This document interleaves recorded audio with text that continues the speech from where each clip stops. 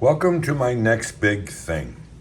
A while back, you might remember I was talking about building a one rack high DIY active speaker selection switch that was going to use relays and a 1000-to-1 clampless current transformer that would allow me to have wattage output meters without soldering to the speaker lines. It was going to work off field effect. Well, I don't need to do that any longer once I got this little jewel, and I posted about this already. This is Heritage Audio's wonderful passive calibrated level controller. Okay, notice it's got inputs and two outputs, both stereo pairs, both balanced, and that's going to come into a little further in this video. It's taking the output of my Apollo, okay, and routing it first on selection 1. You can hear it here.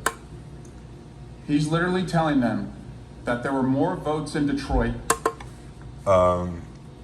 First, on the first output, it goes first to my DBX active crossover. This lets me set the crossover frequency to the sub and the level of the sub and the satellites independently, so I can get an equal SPL mix. Okay, the satellite output goes to the Bryston and then on to the ATCs.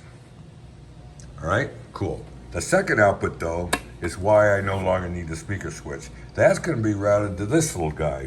Got it on eBay. It's not expensive. Don't know how good it sounds. I will very shortly. Not expecting great results from it, but it's going to be okay. I'll explain it. It says it's 50 watts a side. Yeah. Is that burst? It's probably not continuous. It doesn't matter. This is a small room, and my Miller and Chrysler speakers are right next to my head. Powering off the maximum suggested 24 volt 3 amp wall wart. It's going to be a little kludgy at first. If it turns out okay, I'll have it in a box. I'll know by the end of the day. This is how it works. Okay, notice the function of the pots here. Volume, treble, which I'm probably going to take out of circuit. Left-right level balance. And here are the important ones. This is a low-pass filter. This sets the crossover frequency, and that's the base level pot, independent.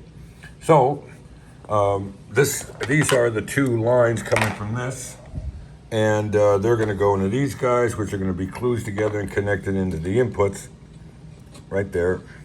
Outputs for left, right speakers, left, right, and a third output for the sub. Problem is that's looking for a literal driver, a speaker, 4 to 8 ohm low impedance load.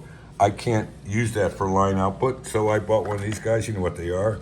It's for car stereos. It converts a low impedance speaker signal to line, and I'm only going to need one of them, and that's going to go into the second input of the subwoofer. That way I can have independent levels, SPL levels for this set and this set of speakers based on that setting and that pot level.